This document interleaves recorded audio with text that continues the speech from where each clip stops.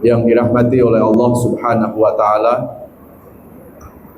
Alhamdulillah, kita bersyukur kepada Allah karena berkat izin dan iradahnya kita masih diberikan nikmat sehat, nikmat panjang umur oleh Allah Subhanahu wa taala.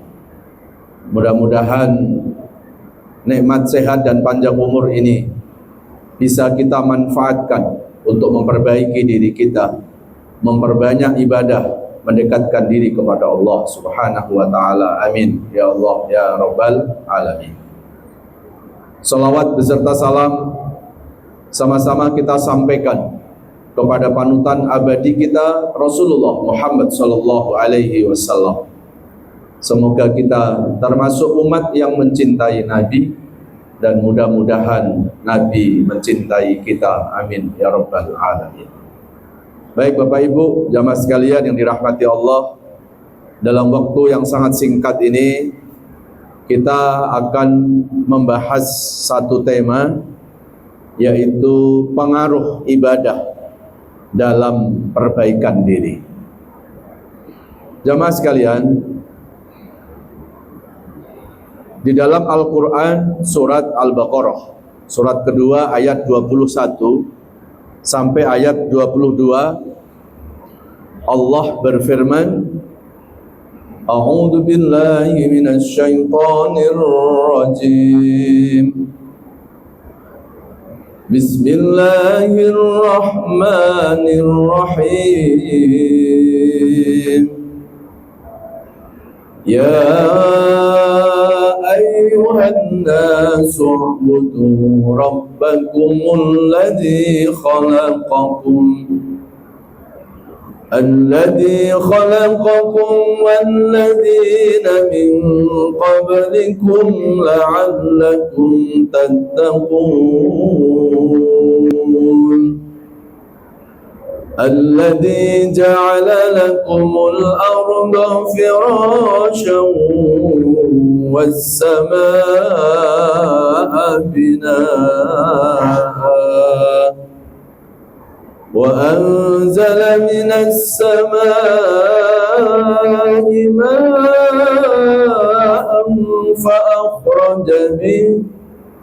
فأخرج به من الثمرات رزقا لكم فلا تجعلوا لله أندادا وأنتم تعلمون. Shadaqallahul adzim. Yang artinya, wahai manusia, ibadahilah Allah yang menciptakan manusia agar ibadah itu menjadikan manusia hamba-hamba yang bertakwa. Itu Al-Quran surat Al-Baqarah ayat 21. Kalau kita merenungi kandungan dari surat Al-Baqarah ayat 21 tadi, maka tujuan ibadah itu bukan hanya pada ibadahnya, tapi tujuan ibadah agar ibadah itu membawa efek positif, membawa pengaruh dalam ketakwaan kita. Berarti nilai ibadah kita bukan dilihat hanya dari ibadah itu saja, tapi akan dilihat sebelum dan setelah ibadah. Ada enggak perubahan-perubahan diri kita? Itu yang dimaksud U'budu rabbakumul ladzi khalaqakum walladzina min qablikum la'allakum tattaqun. Contoh, kita sudah melaksanakan sholat, kita sudah melaksanakan puasa. Kualitas sholat dan puasa kita bukan hanya dilihat dari puasa dan sholat itu saja, tapi akan dilihat sebelum dan setelah sholat, sebelum dan setelah puasa. Ada enggak perubahan-perubahan diri kita? Kalau ada orang sebelum sholat, sebelum puasa, dia masih senang berbuat dosa, dia masih senang berbohong, dia masih senang gibah. Itu sebelum sholat, sebelum puasa. ternyata setelah sholat, setelah puasa kok sama saja, nggak ada perubahan, berarti sholat dan puasa yang dilakukan itu masih belum la'allakum tattaqun. Berarti sholat dan puasa yang dilakukan itu masih sebatas menggugurkan kewajiban. Ya, itu indikator ya, nilai dari ibadah-ibadah kita. Jadi nggak perlu kita tanya sama orang lain, ya kira-kira sholatku ini sudah punya nilai apa belum ya? Ya nggak ada yang tahu Pak. Kira-kira puasaku sudah membawa nilai takwa apa belum? Yang tahu pasti bukan orang lain, yang tahu ya diri kita sendiri. Dari mana cara mengetahuinya? Lihat saja sebelum sholat, setelah sholat. Lihat saja sebelum puasa sama setelah puasa. Kalau tetap nggak ada perubahan, jangan-jangan yang sholat itu baru fisik saja, belum hati kita. Jangan-jangan ibadah-ibadah yang kita lakukan itu baru sebatas seremonial, tapi belum membawa nilai di hadapan Allah Subhanahu wa Ta'ala. Sama seperti kita kalau kepingin tahu nilai pengajian kita, itu bukan dilihat dari ustadznya, bukan dilihat berapa kali kita sudah ikut kajian, bukan di situ, tapi akan dilihat sebelum sama setelah ngaji ada nggak perubahan-perubahannya. Jadi harusnya ibadah-ibadah, ya apapun ibadahnya, apa itu sholat, apa itu puasa, apa itu haji, apa itu umroh, harusnya itu membawa pengaruh dalam perilaku, dalam kesolehan pribadi, dan dalam kesolehan sosial kita. Kalau orang sholatnya baik, harusnya nggak korupsi. Kalau ada orang sudah sholat rajin, tapi maksiat juga ikut rajin juga, berarti sholat yang dilakukan itu baru sebatas ya menggugurkan kewajiban saja. Sholat yang dilakukan belum la'allakum tattaqun.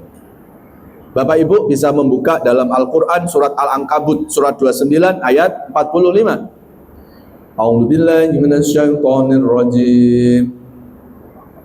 Utlu ma uhiya ilaika minal kitabi wa aqimis shalah. Innas salata tanha 'anil fahsya'i wal munkar. Wa ladhikrullahi akbar. Wallahu ya'lamu ma tasna'un. Shadaqallahul adzim. Al-Ankabut surah 29 ayat 45. Coba kita renungi ayat ini. Bacalah apa saja yang telah diwahyukan kepadamu wahai Rasul. Maksudnya apa? Membaca Al-Quran. Lalu dirikanlah sholat. Dan sesungguhnya sholat yang baik itu tanha anil fahsya wal munkar. Sholat yang baik akan dilihat mampu nggak mencegah kemaksiatannya, mampu nggak mencegah dari dosa-dosanya. Kalau sholat jalan terus, korupsi jalan terus, sholat jalan terus, ngoplos juga jalan terus, gitu. Ya, berarti sholat yang dilakukan itu belum membawa nilai ketakwaan di sisi Allah Subhanahu wa Ta'ala. Ya. Maka saya secara pribadi lebih setuju kalau ada orang bertanya sama kita, kenapa sih kita sholat, kenapa sih kita puasa? Jawabannya apa? La'allakum tattaqun. Saya sholat, saya puasa karena saya kepingin jadi orang lebih baik. Jadi targetnya jelas gitu loh. Bukan hanya sekedar kenapa saya sholat, kenapa saya puasa. Ini kan kewajiban, bukan sebatas menggugurkan kewajiban.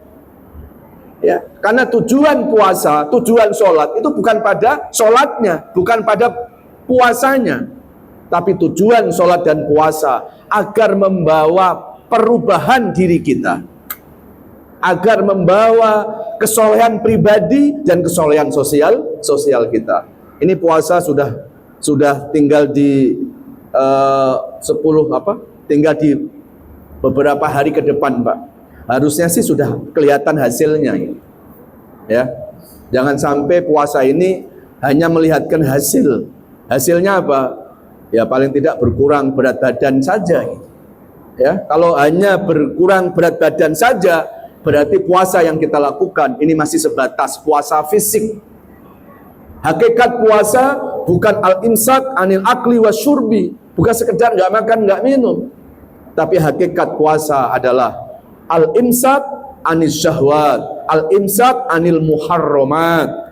Hakikat puasa adalah mencegah dari hawa nafsu, mencegah dari perbuatan-perbuatan yang diharamkan oleh Allah Subhanahu wa ta'ala.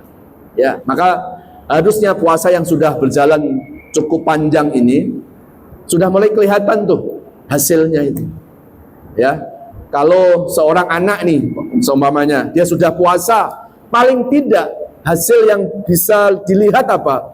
Ini anak semakin dia puasa, semakin dia banyak ibadahnya, semakin tambah berbakti kepada kedua orang tuanya. Harus ada efek gitu. Kalau seorang karyawan, dia sudah sholat, dia sudah puasa, paling tidak pengaruh sholat dan puasanya itu sudah membawa perbaikan diri. Dalam pekerjaannya dia tidak curang, dalam pekerjaannya dia disiplin. Jadi harusnya ibadah itu membawa pengaruh dalam keseharian kita. Kalau seorang suami sudah sholat, paling tidak standar dari suami itu, kalau sholatnya baik, dia tidak pelit sama istri dan keluarga. Ya, dia punya tanggung jawab sepenuhnya terhadap anak dan keluarganya. Kalau seorang istri, seorang ibu, dia sudah sholat, dia sudah puasa, harusnya membawa pengaruh. Puasa dan ibadah-ibadah yang lainnya itu menjadikan seorang istri tambah taat sama suaminya. Kalau yang nggak punya suami, paling tidak kalau seorang ibu, ya dia tambah sayang kepada anak-anaknya. Kalau seorang warga, dia sudah sholat, dia sudah puasa, harusnya dia menjadi warga yang baik, tidak apatis dengan tetangganya. Jadi harusnya membawa pengaruh ke situ, Pak. Jadi jangan sholat seolah-olah sholat jalan sendiri, lalu seolah-olah kesolehan sosial itu seolah-olah sendiri, nggak bisa begitu. Duribat alaihimud dillatu aynama sukifu illa bihablim minallah wa hablim minan nas wa ba'u bi ghadabin minallah wa duribat alaihimul maskana dzalika bi annahum kanu yakfuruna bi ayatillah wa yaqtulunal anbiya'a bi ghairi haqq dzalika bima asaw wa kanu ya'tadun. Itu Al-Imran surat ketiga 112. Akan ditimpa kehinaan semua manusia di mana saja berada, kecuali kalau manusia itu berpegang teguh dengan dua dimensi. Apa dua dimensi itu? Hablum minallahnya baik, hablum minan nasnya harusnya juga baik. Sholatnya baik, tapi bermasyarakatnya baik. Ya. Makanya kenapa manusia itu disebut makhluk sosial. Ya. Kenapa manusia disebut makhluk sosial? Karena manusia itu tidak bisa hidup sendiri, mesti butuh orang lain. Jangankan dalam bekerja, ada sebuah tim, ya, ada kebersamaan. Jangankan dalam bermasyarakat, mesti kita butuh orang lain. Pak Ustadz ceramah di sini aja nggak bisa sendiri, mesti butuh jamaah juga. Ya, coba kalau sekarang ceramah sendirian, gitu ya, pasti orang ngomongin mulai kapan Pak Ustadznya, gitu ya. Maksudnya mulai ceramahnya, ya. Jangan bilang mulai gilanya, jangan. Jangankan ceramah, senyum saja Bapak Ibu, kita nggak bisa sendiri, mesti butuh orang lain. Makanya kalau ada seorang Muslim kok hidupnya apatis, itu perlu dipertanyakan itu, ya, pemahaman agamanya. Kalau orang itu agamanya baik, pasti dia akan mampu membangun dua dimensi tadi. Hubungan kepada Allah baik, tapi hubungan kepada sesama juga baik. Ya, harusnya ibadah yang hubungan kepada Allah itu mampu melahirkan kesolehan sosial itu harus. Makanya kenapa kita dianjurkan untuk sering-sering bersilaturahim. Tujuan silaturahim bukan sekedar hanya ketemu fisik, Bapak Ibu. Apa arti fisik kita berdekatan kalau hati kita masih berjauhan? Apa arti ketemu salaman tangannya salaman, tapi kalau hati masih bermusuhan, sesungguhnya kita belum bersilaturahim. Karena pesan silaturahim itu bukan makna fisik. Pesan silaturahim itu adalah menumbuhkan rasa empati, menumbuhkan lian, menumbuhkan rasa kasih sayang. Irhamu man fil ardi yarhamkum man fis samawat. Sayangi yang di bumi, nanti yang di langit akan sayang kepada kita. Ya, kalimatnya aja apa? Sayangi semua yang di bumi. Ini nggak hanya bicara manusia, Pak, tapi yang ada di bumi harus kita rahmati. Wa ma arsalnaka illa rahmatal lil alamin. Bukan rahmatal lin nas, bukan hanya rahmatal lil muslimin, tapi rahmatal lil alamin. Inilah ajaran Islam yang tidak hanya hubungan kepada Allah saja, tapi Islam itu selalu memberikan hubungan terhadap kehidupan sosial. Ya. Sampai di dalam hadis Rasulullah pernah mengingatkan kita, la tajidu raihal jannah. Tidak bakal mencium bau harumnya surga. Kalau mencium bau harumnya surga saja enggak, apalagi masuk surga. Siapa itu? Aqul walidain wa qati'ur rahim. Yaitu anak yang durhaka sama orang tua dan yang memutuskan tali silaturahim, memutuskan persaudaraan. Ya. Jadi kalau kita lihat hadis ini, Pak, ini hubungannya bukan hanya kepada Allah ini.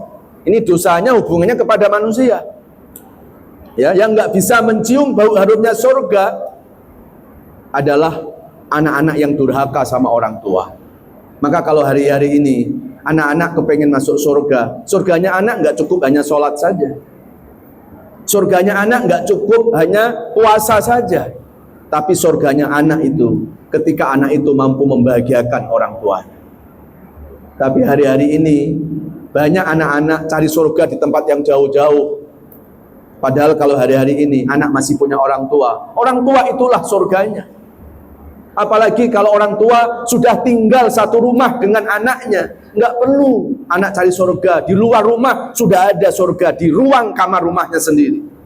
Bahagiakan orang tua. Jangan boleh orang tua itu bersedih sampai meneteskan air mata.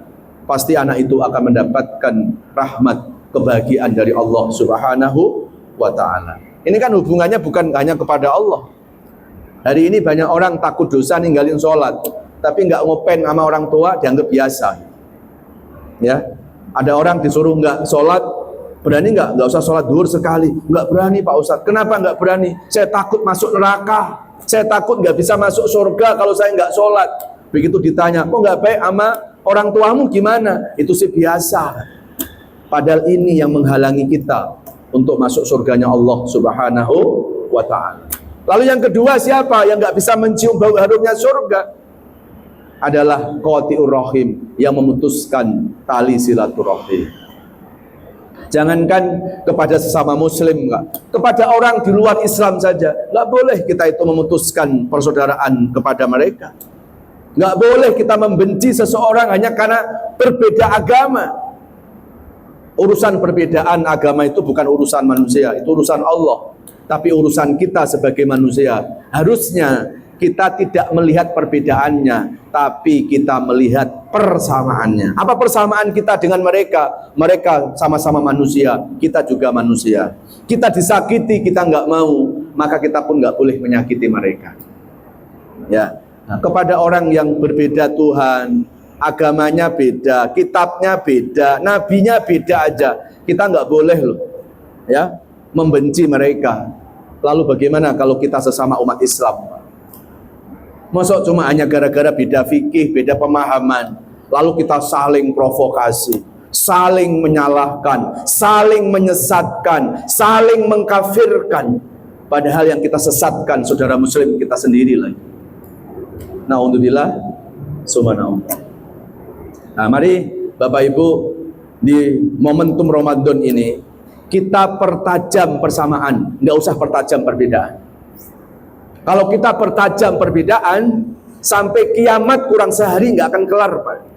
Kenapa? Karena perbedaan itu merupakan sunatullah.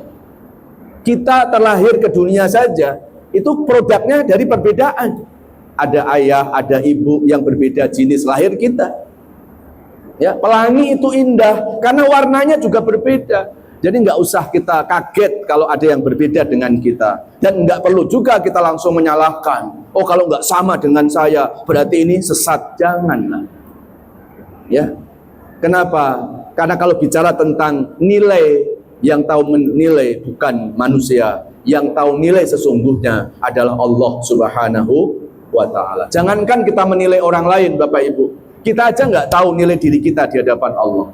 Fala tuzakku anfusakum wa huwa a'lamu bimanittaqo. Jangan pernah kita merasa lebih baik dari orang lain. Karena sejatinya yang tahu diri kita hanya Allah Subhanahu wa ta'ala. Ya. Bapak Ibu mungkin pernah mendengar sebuah hadis yang disampaikan oleh Rasulullah.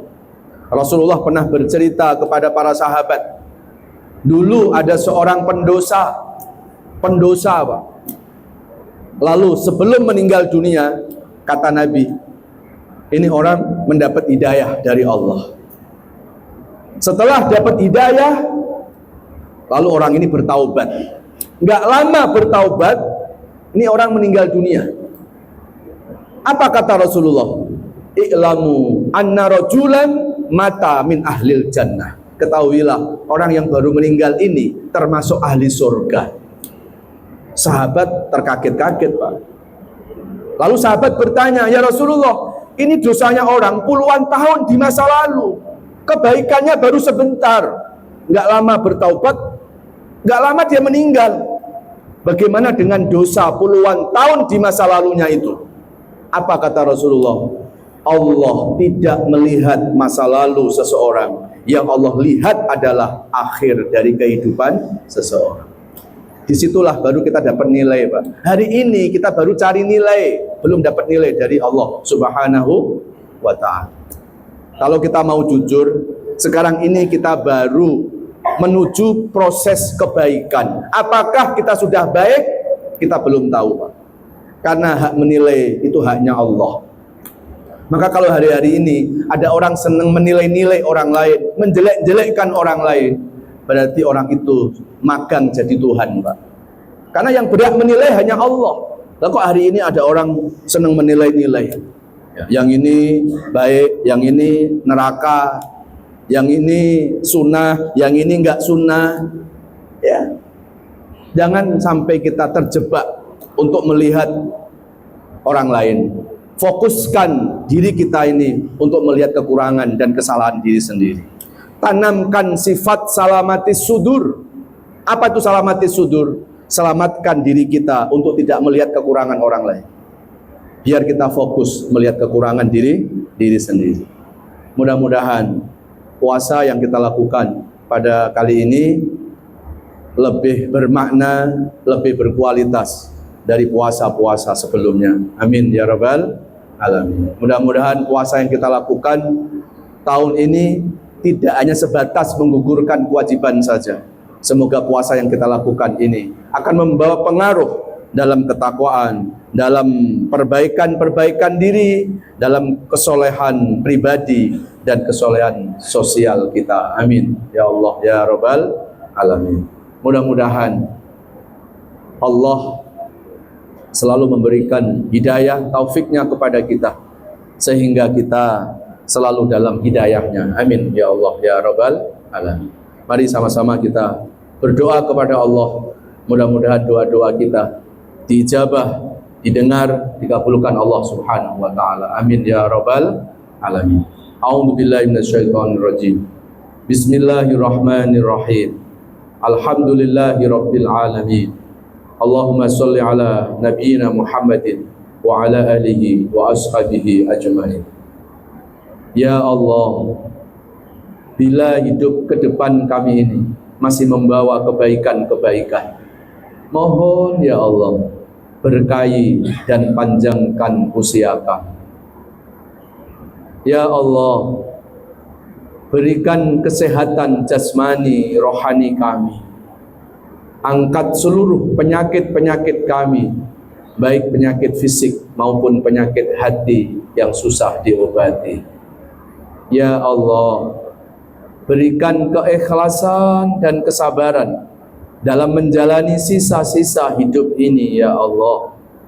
dari mulai hari ini sampai Engkau mencabut nyawa kami. Tetapkan iman dan Islam kami ya Allah, sehingga hanya nama-Mu yang kami sebut ketika kami menghembuskan nafas terakhir kami.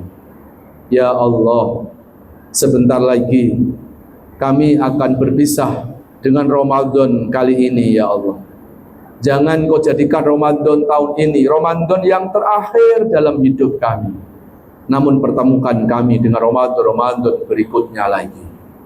Ya Allah, jangan Kau jadikan puasa Ramadan kami ini hanya sekedar menggugurkan kewajiban saja ya Allah, namun jadikan puasa ini akan membawa efek positif dalam ketakwaan kami. Wassallallahu ala nabiyyina Muhammadin wa ala alihi wa sahbihi wasallam walhamdulillahi rabbil alamin. Subhanakallahumma wa bihamdika asyhadu an la ilaha illa anta astaghfiruka wa atubu ilaik. Mohon maaf lahir batin. Wassalamualaikum warahmatullahi wabarakatuh.